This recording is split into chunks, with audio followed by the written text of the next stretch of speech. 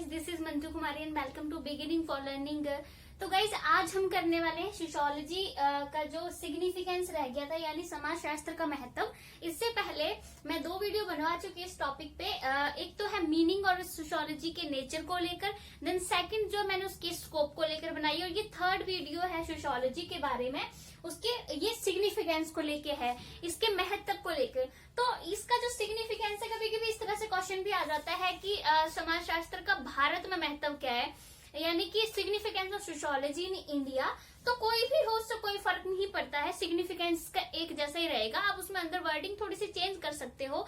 जैसे अगर आप इंडिया में लिखोगे तो आप इंडिया के एग्जांपल्स ही दो, उसमें बीच में इंडिया की बात करो। बट अगर ओवरऑल सिग्निफिकेंस लिख रहे हो तो आप सिर्फ इंडिया की वहां सोसाइटी की बात ना करो, आप ओवरऑल सोसाइटी की बात कर लो। अब तो सोशल मीडिया सबको पता है सारी कंट्रीज की सोसाइटी कैसी होती है, एक जैसी ही बातें होती है ऑलमोस्ट। तो बस थोड़ा सा फर्क है, मैं साथ साथ में बताती जाऊंगी किस तरह से थोड़ा सा अंतर करके लिखना है। तो गाइज, अगर आपको पॉलिटिकल साइंस की वीडियोस भी देखनी है, सीटेट की वीडियोस देखनी है, तो आप मेरे चैनल पे आकर देख सकते हो। मैंने सारी वीडियो जो है वो जो बीए का फर्स्ट ईयर की होती है, फर्स्ट सेमेस्टर, उसकी सारी वीडियो शुरू कर दी। और भी जो सेमेस्टर से बीए के, उसकी भी जो मैंने वीडियोस बनाई हुई है। बाकी जरूरी नहीं है कि सिर्फ बीए वाले ही ये वीडियो देखें, और जो भी जो टॉपिक है, इससे नॉलेज प्राप्त करना चाहते हैं किसी और कोर्स से संबंधित, तो वो वीडियोस देख सकते हैं।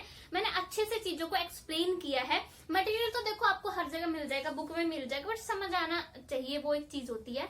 तो और एक और बात, अगर आपको मेरा वीडियो अच्छा लगता है तो प्लीज लाइक शेयर सब्सक्राइब जरूर कर दिया करें, सो दैट कि ऐसा होता है ना कि कुछ सा अंदर से जागता है कि दोबारा से वीडियो बनाने का एंड अच्छे से और एक्सप्लेनेशन करने का। तो ज्यादा बातें ना करते हुए शुरू करते हैं आज का वीडियो। हम सिग्निफिकेंस करने वाले हैं सोशियोलॉजी का। इससे पहले मैंने मीनिंग वगैरह सब कुछ समझा दिया, बट फिर भी मैं एक शॉर्ट में इसका सोशियोलॉजी का मीनिंग बता देती हूँ। जो सोशियोलॉजी शब्द है वो 2 शब्दों से बना है, मैंने पहले बता दिया वैसे। एक तो है सोशो, दूसरा है लोगोस। तो जो सोशो शब्द है वो एक लैटिन भाषा का शब्द है, ठीक है, जो लातिनी भाषा जिसे कहते हैं, ठीक है, हिंदी में। और जो लोगोस जो शब्द है वो यूनानी भाषा का शब्द है। लोगोस का मतलब होता है स्टडी करना, ठीक है, यानी अध्ययन करना। एंड सोशियो का मतलब होता है, यहीं से पता चल रहा है, सोसाइटी यानी समाज। तो सोशियोलॉजी का मतलब क्या हुआ? सोशियो का मतलब हुआ सोसाइटी यानी समाज, एंड लोगोस का मतलब हुआ स्टडी करना। देन इसका मीनिंग हो गया स्टडी ऑफ सोसाइटी, यानी समाज का अध्ययन करना। तो सोशियोलॉजी का जो मीनिंग होता है वो होता है समाज का अध्ययन करना, सोसाइटी की स्टडी जो है वो करना, ये सोशियोलॉजी होता है, ठीक है। तो और देखो, सोशियोलॉजी में मैंने इससे पहले और अच्छे से मीनिंग एक्सप्लेन किया है। तो सोसाइटी का अध्ययन का मतलब होता है जो सोसाइटी में लोगों के बीच में रिलेशंस पाए जाते हैं, जिनसे लोग आपस में जुड़े होते हैं, उनकी जो एक्टिविटीज है, क्रियाकलाप है लोगों की, ठीक है, जैसे संबंध यानी उनके रिलेशंस लोगों के बीच में, क्रियाकलाप यानी एक्टिविटीज जो लोग करते हैं, ठीक है, ये सारा कुछ। और जो लोग इस तरह से सामाजिक संगठन बनाते हैं, उन सबकी स्टडी जो है वो सोशियोलॉजी में की जाती है, ठीक है। सोशियोलॉजी जो है वो सारा कुछ अगर स्टडी करती है तो वो सामाजिक दृष्टिकोण से, सोशल पर्सपेक्टिव अपनाकर जो है वो स्टडी करती है, ठीक है। क्योंकि जैसे हमारे लाइफ के अलग अलग एस्पेक्ट्स हैं, ठीक है, जैसे सामाजिक है, ठीक है, आर्थिक, राजनीतिक, नैतिक यानी एथिकल, अलग अलग एस्पेक्ट्स हैं हमारे लाइफ के, ह्यूमन के लाइफ के। और इन सबकी स्टडी करने के लिए अलग अलग इसलिए सामाजिक विज्ञान भी बने, जैसे सोशियोलॉजी जो समाजशास्त्र, जो हमारी जो सोशल लाइफ है उसकी स्टडी करता है। आर्थिक यानी जो इकोनॉमिक है, अर्थशास्त्र जो है वो हमारी जो भी इकोनॉमिक लाइफ है उसकी स्टडी करता है। वैसे एथिकल जो सामाजिक विज्ञान है वो हमारे जो नैतिक हमारे मूल्य वगैरह उनकी स्टडी करता है। तो अलग अलग विज्ञान जो है बनाए गए हैं अलग अलग चीजों की स्टडी करने के लिए, सारे इंटर रिलेटेड हैं, आपस में जो है इनमें संबंध है, ठीक है। ये तो जस्ट आपको ऐसी ओवरऑल मीनिंग बता रही हूँ। डिटेल में अगर आपको मीनिंग जाना है तो इसके जो मीनिंग और नेचर की वीडियो है वो आप देखोगे तो आपको अच्छे से इसका मीनिंग जो है वो समझ में आएगा। आज इस वाले वीडियो में क्योंकि हम सिग्निफिकेंस, महत्व या इंपॉर्टेंस कुछ भी कर लो, इसकी स्टडी करने वाले हैं, तो इसलिए उस पर ही फोकस करते हैं। तो मैं पॉइंट्स में बता रही हूँ। वैसे तो आप नॉर्मल एक एज अ कहानी के रूप में बता सकती हूँ, बट वो ऐसा होता है कि नोट्स वगैरह बनाते हुए अच्छे से ऐसे पॉइंट्स में लिखा होता है, तो नोट्स बना सकते हैं अच्छे से। पॉइंट्स में बातें थोड़ा अच्छे क्लियर हो जाती है, स्टोरी में बातें याद तो रहते हैं, कुछ चीजें मिस हो जाती है। पॉइंट्स में लिखी होंगी तो मिस नहीं होंगी। और बाकी जो बीए वाले स्टूडेंट्स जो वीडियो को देख रहे हैं, वो अगर पेपर अटेम्प्ट करें तो वो इस तरह से जो मैं ये पॉइंट्स में लिखवा लिखवाऊंगी वो पॉइंट्स में ही अटेम्प्ट करें, क्योंकि तब ज्यादा मार्क्स मिलते हैं। अगर आप एक राम कहानी जैसा पेजेस में भर दोगे तो उतनी मतलब मटेरियल तो वही होता है, पर जो एग्जामिनर होता है उसका माइंडसेट थोड़ा अलग होता है। पॉइंट्स में लिखा होता है तो पॉइंट्स क्लियरली दिख रहे होता है कि इस पॉइंट्स में क्या लिखा होगा, आराम से एग्जामिनर चेक कर लेगा। पूरी कहानी पढ़ने कौन बैठता है, ठीक है। तो फर्स्ट जो हमारा पॉइंट है, हम इसकी अब शुरू कर देते हैं इसके महत्व के बारे में। पहला है कि सॉल्विंग सोशल प्रॉब्लम्स।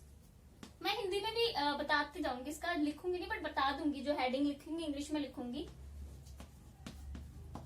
क्या सिग्निफिकेंस है? एक तो है सॉल्विंग सोशल प्रॉब्लम्स,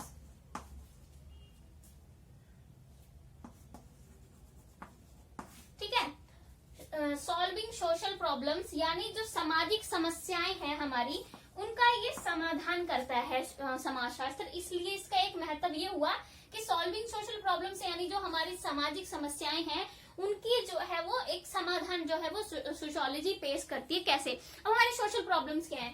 सामाजिक हमारी जो समस्याएं हैं वो कई तरह की हो सकती हैं। जैसे अगर मैं बात करूं, घरेलू समस्याएं भी होती हैं सोसाइटी में, है ना, कि घरेलू समस्याओं में कुछ भी आ सकता है। जैसे लड़ाई झगड़े हो रहे हैं, पेरेंट्स में लड़ाई झगड़े हो रहे हैं, ठीक है, सास बहू के झगड़े हो रहे हैं, दहेज प्रथा को लेकर घर में प्रॉब्लम चली है, या फिर आर्थिक रूप से जो है वो पूरी एक फैमिली है वो सफर कर रही है, ठीक है। और कभी सोसाइटी में किसी को है कि डिप्रेशन वाली चीज चल रही है, फैमिली में कोई आत्महत्या कर रहा है, और ये जो लव फेलियर वाली चीजें भी, ये भी सोशल प्रॉब्लम ही है, ठीक है, सबके लाइफ में। और ये इग्नोर करने वाली चीज नहीं है। या जो आजकल लोग जो लव वाली चीज है ना उसको इतनी सीरियस नहीं लेते हैं, बट वो इतने हद तक पहुंच जाती है ना लोगों के, बच्चों के माइंडसेट में कि सुसाइड तक कर लेते हैं। तो इस चीज पे भी इंडिया में मुझे लगता है कि स्टडी होनी चाहिए, इवन इस चीज पे फोकस करना चाहिए। इस चीज पे इंडिया में फोकस नहीं किया जाता, इससे बहुत जो है वो साइड इफेक्ट्स देखने को इसके मिलते हैं।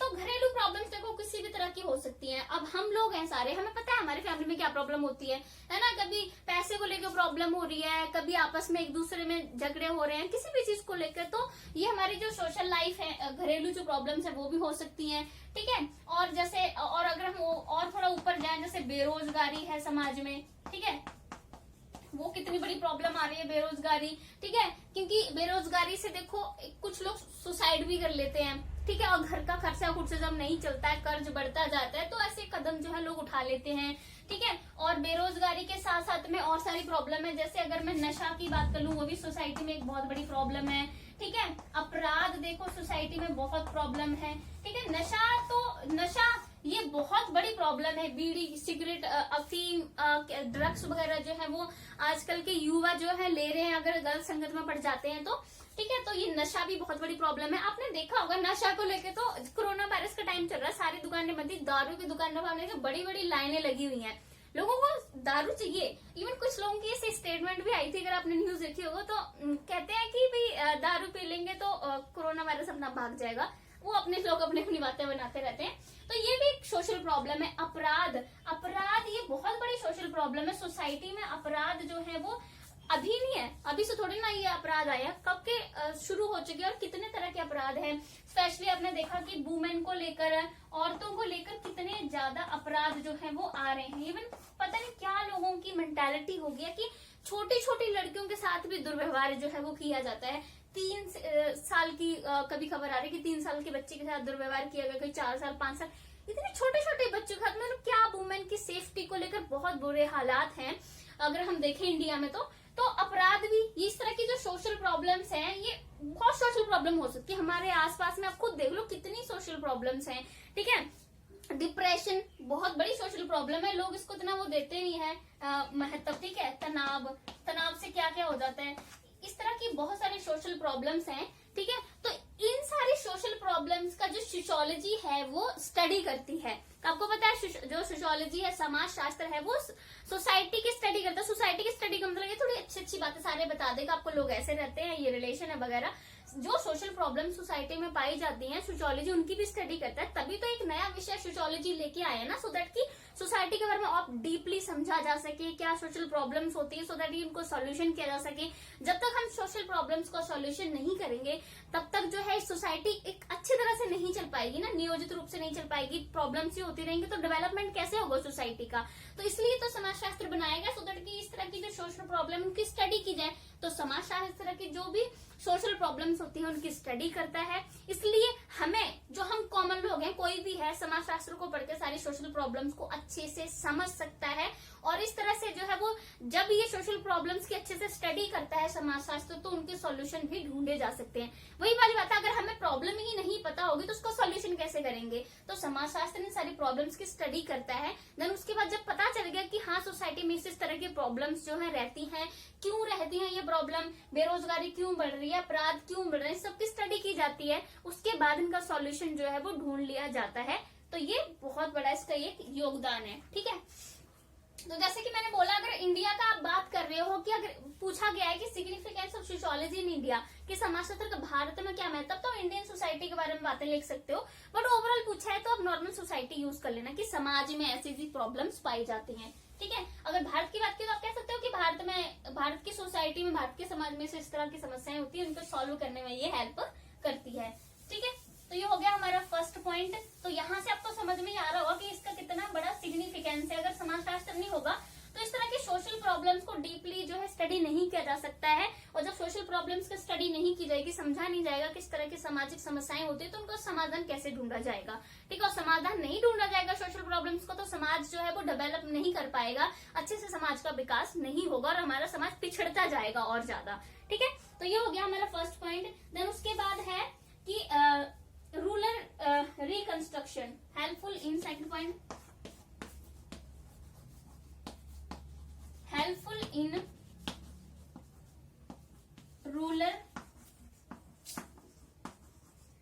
रिकंस्ट्रक्शन, मतलब जो ग्रामीण इलाके हैं, रिकंस्ट्रक्शन यानी उनके पुनर्निर्माण में मदद करना। ठीक है, जो ग्रामीण इलाके हैं, ठीक है, उनके पुनर्निर्माण में मदद करना। अब कैसे उनके पुनर्निर्माण में समाजशास्त्र जो है वो हेल्प कर सकता है। जैसे कि मैंने बोला कि जो सोशियोलॉजी है वो समाज की स्टडी कर रहा है, तो ये थोड़ी सिर्फ शहरों की स्टडी कर रहा है, वो गांव की भी स्टडी करेगा ना। समाज सिर्फ शहरों में जो पाया जाता है वही समाज थोड़ी, गांव में जो पाया जाता है वो भी तो समाज का हिस्सा है, वो भी समाज ही है ना।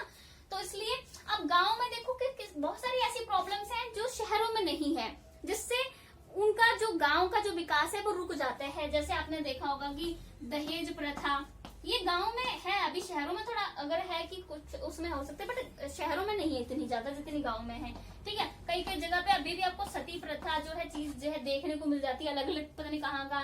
ठीक है, और जो छोटी छोटी लड़कियां होती हैं, बालिका हत्या, ठीक है, वो भी चीजें जो है वो गाँव में देखने को मिल जाती है। ठीक है, अनपढ़ता गाँव में बहुत ज्यादा देखने को मिलती है। ठीक है, और मतलब लिंग भेदभाव, ये तो बहुत ज्यादा ही अभी भी देखने को मिलता है।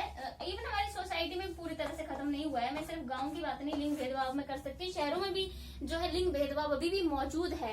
ठीक है, इस तरह की बहुत सारी प्रॉब्लम्स हैं जो शहरों में उतनी ज्यादा उस पे नहीं है कि बढ़ चढ़ के है, बट ये प्रॉब्लम्स गाँव में बहुत ज्यादा है। इस वजह से जो रूरल एरियाज है उनका डेवलपमेंट अच्छे से नहीं हो पा रहा है। जैसे अगर मैं जो है वो इसकी बात करूं, ठीक है, अगर मैं अनपढ़ता की बात करती हूँ, अनपढ़ता की अगर हम बात करें तो ये क्या है कि अनपढ़ता की वजह से जो है वो बहुत सारे लोग जो हैं वो रूरल एरियाज में आगे नहीं बढ़ पा रहे हैं। जब इंसान एजुकेटेड होता है ना तो उसका माइंड का अच्छे से डेवलपमेंट होता है, क्रिएटिविटी आती है माइंड में, इंटेलिजेंट बनता है, नए नए आइडियाज आते हैं। मतलब ऐसा नहीं है कि जब आप पढ़े लिखे हो तो आइडियाज नहीं आएंगे, बट ये आता है कि एजुकेशन से जो माइंड है उसका डेवलपमेंट होता है, विकास होता है और अच्छे से। तो अनपढ़ता की वजह से उतना लोगों में जो है वो क्या है कि अपने उनको इवन अधिकारों का भी नहीं, गाँव के लोगों को इतना ज्यादा नहीं पता होगा, जो पढ़े लिखे नहीं होंगे उनको अपने राइट्स का नहीं पता होगा। ठीक है, अपनी ड्यूटीज का नहीं इतना अच्छे से पता होगा। ठीक है, और बाकी जैसे दहेज प्रथा वगैरह से जो है वो, और लड़कियों के साथ में जो है वो इस तरह का दुर्व्यवहार है तो लड़कियां पीछे रह रही हैं, लिंग भेदभाव से लड़कियां पीछे रह रही हैं। अभी भी गाँव में बहुत सारे ऐसी जगहें हैं जहां पर लोग लड़कियों को पढ़ाना पसंद नहीं करते, कहते हैं कि ससुराल में तो जाना है, भाई चूल्हा चौका जो कहते हैं कि वही तो करना है, फिर पढ़ा के क्या करना है। कई लोग तो ऐसे भी कहते हैं कि पढ़ के भी उसने क्या करना है, चाहे बीए करा लो, कुछ भी करा लो, पढ़ने के बाद तो उसने क्या है, बर्तन ही साफ करने हैं घर में, तो फिर क्या फायदा उसके पढ़ाने का। मतलब ये मेंटालिटी रहेगी तो किस तरह से लड़कियां आगे बढ़ेंगी, और ये गाँव में ज्यादा पाई जाती है। ठीक है, तो इस तरह की बहुत सारी ऐसी प्रॉब्लम्स है जिसकी गाँव का डेवलपमेंट नहीं हो पा रहा है।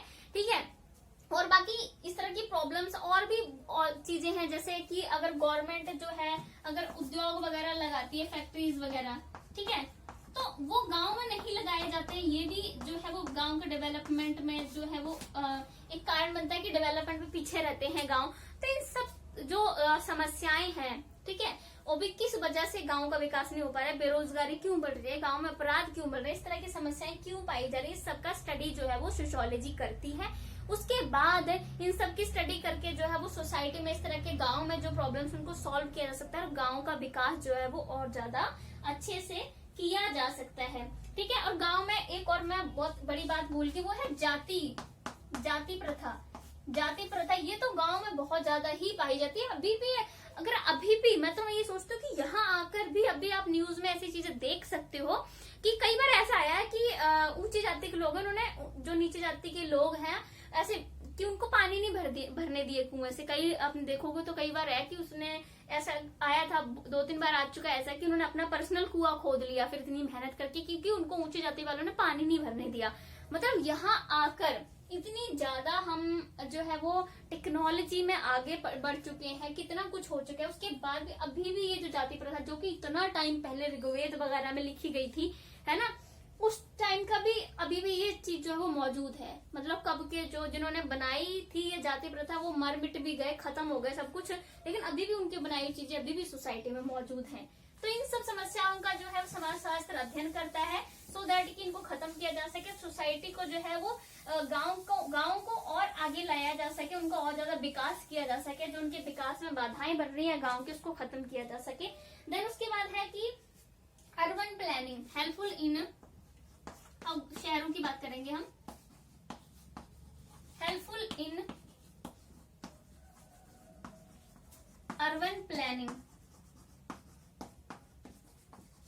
शहरों के नियोजन, अर्बन प्लानिंग यानी शहरों के नियोजन में भी समाजशास्त्र जो है वो हेल्प कर सकता है। अब इस शहरों में क्या होता है कि ज्यादा जनसंख्या देखने को मिलती है, ठीक है, कि ज्यादा जनसंख्या क्यों देखने को मिलती है, सारी जो सुविधाएं हैं, ठीक है, वो शहरों में ही होती हैं। ऐसा नहीं कि मतलब सारी का मतलब है कि गांव में भी है, बट गांव में कम सुविधाएं हैं, शहरों में ज्यादा है।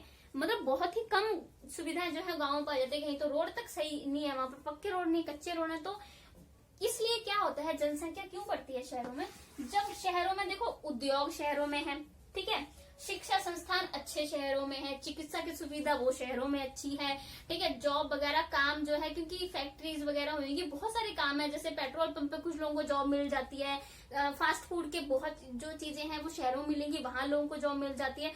तो ऐसे छोटे मोटे कामों की वजह से, कंस्ट्रक्शन बहुत होता है शहरों में, इस वजह से जो गांव के लोग हैं वो काम ढूंढने के लिए ज्यादातर जो है पलायन करते हैं शहरों में। और शहरों में इस वजह से जो है वो क्या होता है कि धीरे धीरे वहां ज्यादा से ज्यादा जनसंख्या बढ़ती जाती है, शहरों पर और ज्यादा बोझ बढ़ता जाता है।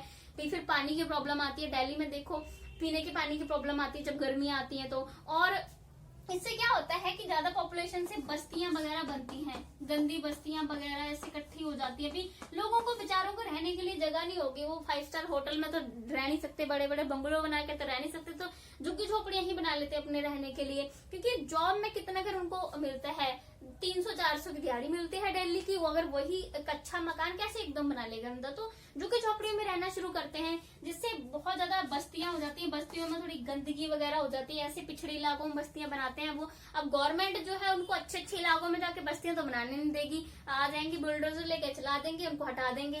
क्योंकि अभी ऐसे तो बेचारे फिर कहीं ना कहीं तो रहेंगे ना कहीं बस्तियां वगैरह तो बनाएंगे, कहीं रहेंगे। इस तरह से क्या होता है, बहुत गंदगी भी फैलती है, हर चीज पे जो है वो शहरों का दबाव बढ़ता जाता है, बिजली का खर्चा ज्यादा होता है, पीने की पानी की समस्या जो है वो आती है, ड्रेनेज की समस्या आती जाती है, ठीक है। तो इस वजह से क्या होता है कि शहरों में पॉपुलेशन बढ़ती जा रही है बहुत, इस वजह से जो क्या है कि शहरों का दबाव बढ़ रहा है, ठीक है। तो इसलिए जो है समाजशास्त्र इन सब चीज की स्टडी करती है कि क्यों पॉपुलेशन बढ़ रही है, क्या शहरों में प्रॉब्लम है, शहरों की क्या प्रॉब्लम है, क्यों होती है ये प्रॉब्लम, इस सब की स्टडी जो है वो समाजशास्त्र करता है, सो दैट कि उसके बाद इन प्रॉब्लम्स को सॉल्व किया जा सके, शहरों का अच्छे से जो है वो पुनर्निर्माण किया जा सके, मतलब कि योजना बनाई जा सके कि किस तरह से शहरों में ये सब समस्याओं को खत्म किया जाए, किस तरह से शहरों को नियोजित किया जाए, ठीक है। तो ये है इसमें जो है सोशियोलॉजी हेल्प करती है।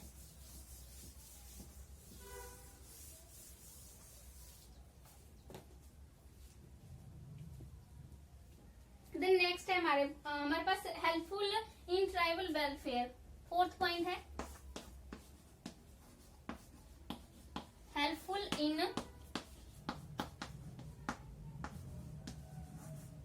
ट्राइबल यानी कबीले जनजाति लोग, ठीक है, ट्राइबल वेलफेयर उनके कल्याण में जो है वो ये भी हेल्प करता है, ठीक है। अब जो ट्राइबल लोग हैं, जो कबीले के जो लोग होते हैं, वो ज्यादातर क्या करते हैं, वो जो हमारी सोसाइटी है उससे थोड़ा अलग रहते हैं ना, जंगलों वगैरह में कहीं एकांत में हम कहते हैं। तो और वो कुछ कबीले ऐसे होते हैं जो शहरों के लोगों को ऐसे हम कुछ सर्च वगैरह करने आते तो वहाँ उनको एंटर करना भी देना वो है वो सही नहीं समझते, क्योंकि उनको अपनी जो भी उनकी संस्कृति है, जो समाज है, उसको खतरा सा महसूस होता है। तो ऐसे जो ट्राइबल लोग हैं, ठीक है, अब जो ट्राइबल लोग हैं, जो कबीले वाले लोग हैं, अब उनको उतनी अच्छी सुविधाएं नहीं प्राप्त है, ठीक है। अच्छी उनको चिकित्सा सुविधा, शिक्षा की सुविधा, ठीक है, विद्युत की सुविधा यानी बिजली की, और जिस तरह की और भी जो सुविधा जो कॉमन लोगों को चाहिए होती है, ट्रांसपोर्ट हो जाएगा, सड़कें वगैरह, इन सब चीज की सुविधा उनके पास उतनी अच्छी नहीं होती है, क्योंकि थोड़े से वो जंगल वगैरह में ऐसे एरिया में रहते हैं। तो उनका डेवलपमेंट करना भी तो जो है वो जरूरी है ना, क्योंकि हम सोसाइटी के किसी भी एक भाग को अलग पिछड़ा हुआ तो नहीं छोड़ सकते ना। तो जो समाज शास्त्र है वो इस तरह के जो कबीले हैं, जो ट्राइबल लोग हैं, उनके भी जो संस्कृति है, उनकी क्या कल्चर है, ठीक है, किस तरह का उनका खान पान है, ठीक है, और उनकी जो पहरावा है, संस्कृति है, सब हम कैसे जानते हैं, क्योंकि समाजशास्त्र उनका स्टडी करता है। अब इन लोगों की जो समस्याएं हैं, किस तरह की समस्याएं हैं इन लोगों के सामने आ रही हैं, उसकी भी समाजशास्त्र जो है स्टडी करता है। अब जब जो ट्राइबल कबीले हैं उनको कई बार आपको पता है जो सरकार है अपनी परियोजना वगैरह शुरू करते हैं, उन लोगों को वहां से विस्थापित कर दिया जाता है, तब उनकी लाइफ में बहुत ज्यादा प्रॉब्लम्स आती हैं, ठीक है। तो इस तरह से सोशियोलॉजी जो अब अभी समाज ये कबीले ये भी करते हैं, जब इस तरह से इनको विस्थापित कर लिया जाता है तब फिर वो शहरों में आना शुरू कर देते हैं, तो कहीं उन्होंने अपना गुजारा करना है ना, बच्चों का पेट तो पालना है, तो इस तरह से वो विस्थापन वगैरह करते हैं और समस्याएं आती हैं। तो समाजशास्त्र उनकी इन सभी समस्याओं का जो है वो इस तरह से अध्ययन करता है कि ऐसे लोगों के विकास के लिए क्या जो है वो आवश्यकता है, किन चीजों की क्या विकास जो है उनका क्यों नहीं हो पा रहा है, क्या समस्या है इनकी लाइफ में, ये सब जो है सोशियोलॉजी में स्टडी किया जाता है। और जिससे क्या है कि फिर जब गवर्नमेंट को सब पता चल जाएगा है ना, इनके समाजशास्त्र से गवर्नमेंट भी जानकारी प्राप्त कर सकती है कि हाँ इन लोगों की लाइफ में ये सारी प्रॉब्लम्स होती हैं, और उनके सॉल्यूशन के लिए फिर गवर्नमेंट जो है कोई भी कदम उठा सकती है, ठीक है, और उनका कल्याण जो है वो किया जा सकता है। इंडिया में बहुत बार हुआ है, कई बार जो जल परियोजनाएं शुरू की गई है उस वजह से जो कबीले हैं उनको विस्थापित किया गया है उनकी जगह से बहुत बारी, ठीक है। उसके बाद है हेल्पफुल इन पॉलिटिकल प्रॉब्लम्स।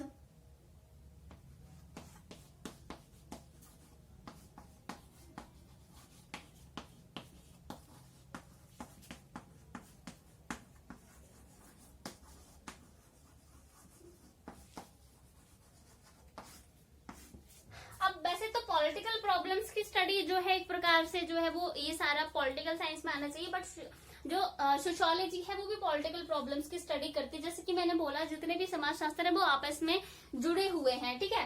ये पॉलिटिकल प्रॉब्लम्स की स्टडी करेगी समाजशास्त्र, बट वो हो सकता है वो सोशल पर्सपेक्टिव यानी सामाजिक दृष्टिकोण से उनकी जो है वो स्टडी करती है। अब जो मनुष्य हम कहते हैं सामाजिक प्राणी, लेकिन साथ साथ में राजनीतिक प्राणी भी है ना। हम डेली कुछ ऐसी गतिविधियां करते हैं जो पॉलिटिकल होती हैं, ठीक है, जिनका हमको खुद को पता नहीं होता है, ठीक है। तो उन सारी जो पॉलिटिकल प्रॉब्लम्स है लोगों के बीच में, जैसे मांगों को लेकर हो रहा है, आंदोलन वगैरह लोग कर रहे हैं किसी चीज को लेकर, गवर्नमेंट उनकी मांगों को पूरा नहीं कर रही है, जैसे सोसाइटी में बुरा प्रभाव पड़ रहा है, कुछ अपनी जाति को लेकर कर रहे हैं कि उनको रिजर्वेशन दिया जाए, ठीक है, कुछ जो है इस तरह के जुलूस वगैरह निकाल रहे हैं, प्रोटेस्ट कर रहे हैं कि उनके जो हक है वो उनको दिए जाए, जैसे टीचर्स आजकल कर रहे हैं कि नई वैकेंसीज गवर्नमेंट को निकालनी चाहिए। तो इस तरह की जो है ये पॉलिटिकल ऐसी प्रॉब्लम्स होती हैं जो गवर्नमेंट के साथ में डील की जाती हैं। तो इन सब प्रॉब्लम्स की स्टडी भी इसमें की जाती है। हो सकता है इनको जो है वो मतलब सोशल पर्सपेक्टिव से उनकी स्टडी की जाती है, ठीक है। तो इन सब प्रॉब्लम्स का भी जब पता चलेगा तो इससे क्या होगा कि जो है इन प्रॉब्लम्स को जो है वो सॉल्व किया जा सकता है। नेक्स्ट हमारे पास और भी इसके बारे में पॉइंट्स हैं, जैसे मैंने बोला था एक पारिवारिक जीवन के बारे में, यानी जो हमारी फैमिली प्रॉब्लम्स हैं उसके बारे में भी जो है वो स्टडी की जाती है सोशियोलॉजी में।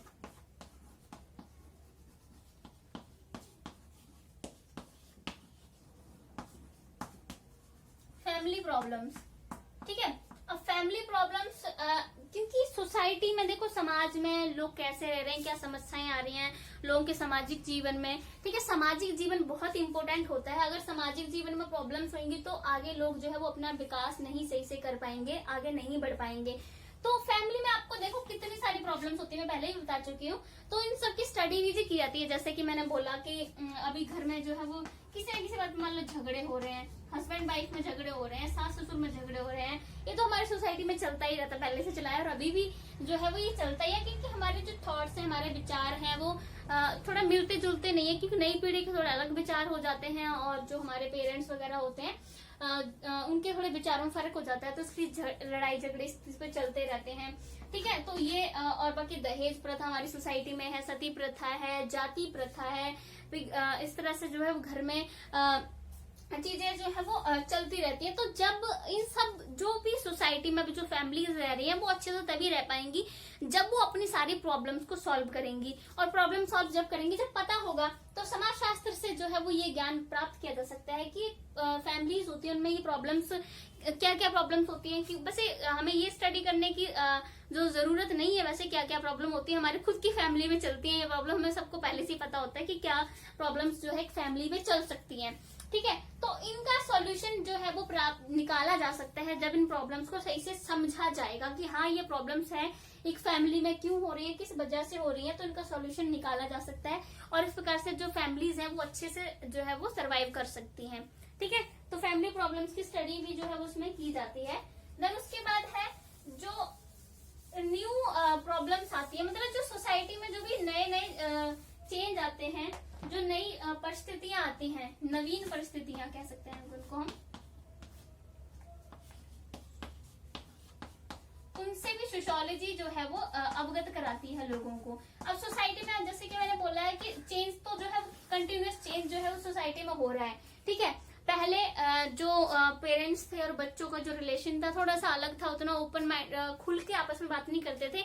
अभी ज्यादा इस चीज को आगे बढ़ाया जा रहा है कि पेरेंट्स जो है बच्चों के साथ में एक फ्रेंड की तरह पेश आए, उनसे अच्छे से बात करें। एक ये चेंज आ रहा है सोसाइटी में। ठीक है, और नए चेंजेस आ रहे हैं कि लोग लव मैरिज कर रहे हैं, अलग रहना पसंद करते हैं, पेरेंट्स के साथ रहना पसंद नहीं करते हैं। ठीक है, और बाकी है कि सोसाइटी में और भी बहुत सारा के नए नए चेंजेस आ रहे हैं कि लड़कियों को जो है वो एक्सेप्ट किया जाए, कि उनको भी आगे बढ़ने दिया जाए, वो जैसे जीना चाहती है उनको जीने दिया जाए, मतलब कंट्रोल ना बच्चों पर किया जाए।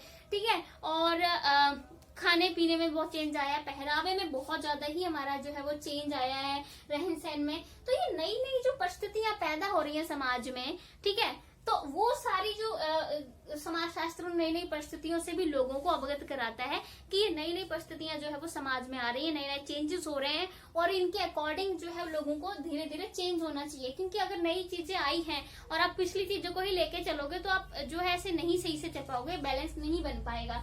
ठीक है, तो जो नए नए चेंजेस आते हैं सोसाइटी में वो भी हमें समाजशास्त्र से जो है वो पता लग जाते हैं।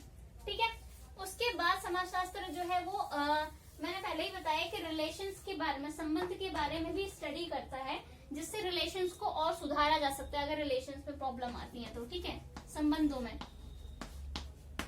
स्टडी ऑफ रिलेशंस यानी संबंधों का अध्ययन जो है वो किया जाता है। मैं पहले ही बता चुकी हूँ और पहले वीडियो में आप देख सकते हो। सोशियोलॉजी जो है वो संबंधों का अध्ययन करती है।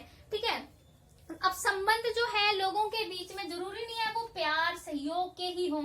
देखो, प्यार का संबंध भी हो सकता है, ठीक है, सहयोग का संबंध भी हो सकता है, लेकिन साथ साथ में प्रतियोगिता का संबंध भी जो है वो लोगों में पाया जा सकता है। ठीक है, संघर्ष का संबंध भी जो है वो पाया जाता है। ठीक है, और घृणा का संघर्ष जो संबंध है वो भी लोगों में पाया जाता है। सारे लोग एक दूसरे से प्यार तो नहीं करते, कुछ एक दूसरे से नफरत भी करते हैं, यानी घृणा भी करते हैं, संघर्ष भी एक दूसरे का चल रहा होता है, कंपटीशन भी चल रहा होता है। आजकल तो भाई भाई का कंपटीशन चल रहा होता है, मतलब दोस्त दोस्त का कंपटीशन चल रहा है कि मेरे को तेरे से आगे निकलना है, लोग जलते हैं एक दूसरे से। तो इस तरह के रिलेशन भी पाया जाता है, हमेशा थोड़ी कि अच्छे रिलेशन ही पाए जाते हैं सोसाइटी में। तो सब तरह के रिलेशंस की स्टडी करता है सोशियोलॉजी, जिससे कि पता चलता है कि हाँ सोसाइटी में अच्छे रिलेशंस भी पाए जाते हैं, बुरे रिलेशन भी पाए जाते हैं, कि लोग आपस में इन रिलेशन से जो है वो जुड़े हुए होते हैं। बाकी रिलेशंस अगर मैं बात करूँ तो 3 तरह के पाए जाते हैं। ठीक है, जैसे 3 तरह के, पहला है